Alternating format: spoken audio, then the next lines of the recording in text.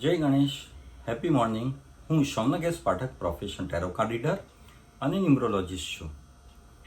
આપ સૌ જાણો છો કે મનુષ્યનું શરીર 5 તત્વોથી બનેલું છે: પૃથ્વી, જળ, અગ્નિ, વાયુ અને આકાશ.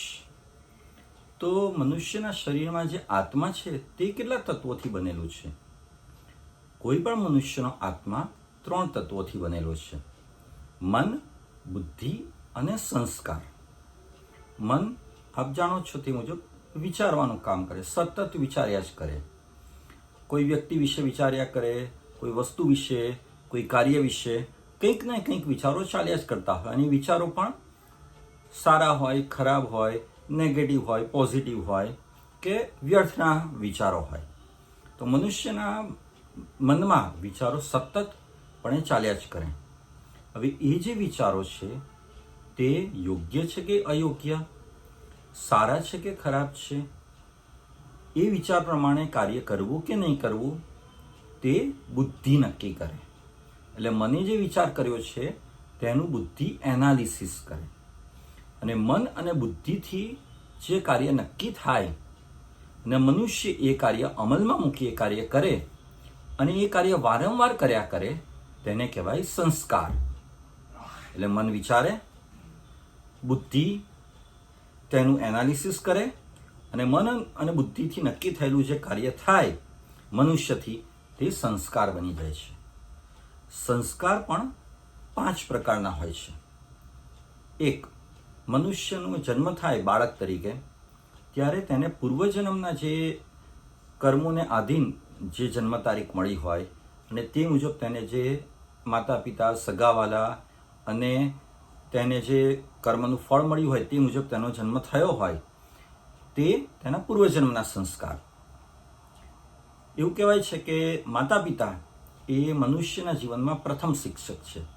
એટલે માતા પિતા તરફથી જે સંસ્કાર મળ્યા હોય, જે જ્ઞાન મળ્યું હોય તે બીજા પ્રકારનો સંસ્કાર. પછી એ બાળકને સ્કૂલમાં અને આગળ જતાં કોલેજમાં એનું ભણતર થાય તો તેના જે શિક્ષક હોય તેમના પાસેથી તેને જે જ્ઞાન મળ્યું હોય, જે સંસ્કાર મળ્યા હોય તે ગુરુ પાસેથી મળેલા સંસ્કાર અને જ્ઞાન.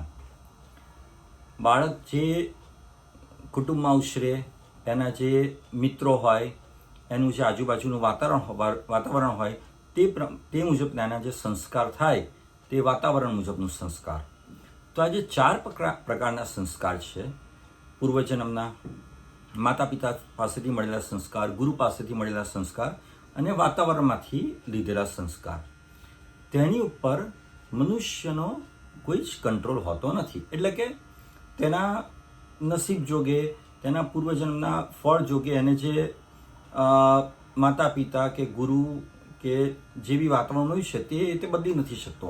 માતા પિતા તો તેને જન્મથી મળ્યા છે. માતા પિતાએ જે નક્કી કર્યું તે સ્કૂલ અને કોલેજમાં તેને એડમિશન મળ્યું તો તે મુજબ તેના ગુરુ શિક્ષકો હતા. તેમાં તે મનુષ્ય, તે બાળક કશું કરી શકે તેમ નથી. એવી જ રીતે વાતાવરણ પણ, જે વાતાવરણ તે ઉછર્યું એમાં પણ મનુષ્ય કંઈ કરી શકે તેમ નથી બાળક પોતે.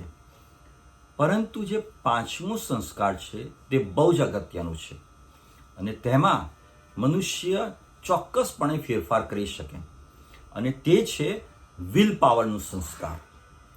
વિલ પાવર એટલે આપ જાણો છો કે અમુક વ્યક્તિ એવું કહેવાય છે કે તે ગરીબ કુટુંબમાં જન્મ્યો પરંતુ આગળ જતાં તે ખૂબ જ ધનવાન, ધનાઢ્ય વ્યક્તિ બન્યો.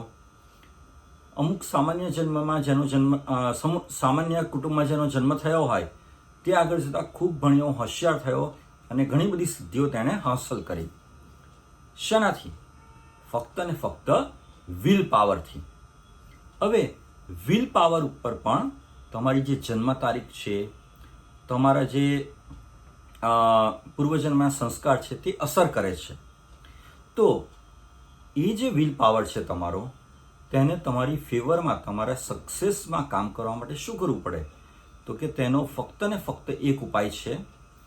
એક તો નામ અને તમારો મોબાઈલ નંબર. નામ અને મોબાઈલ નંબર એ જય અને વીરુ જેવા છે અને બહુ જ અસરકારક છે. એટલે જે પણ વ્યક્તિનું નામ તેના જે ફેવરેબલ નંબર્સ છે જન્મ તારીખ મુજબ તેના એલાઇનમેન્ટમાં હોય તો તેના માટે સક્સેસમાં કામ કરે છે. તેને સક્સેસફુલ બનાવે છે, સફળ બનાવે છે.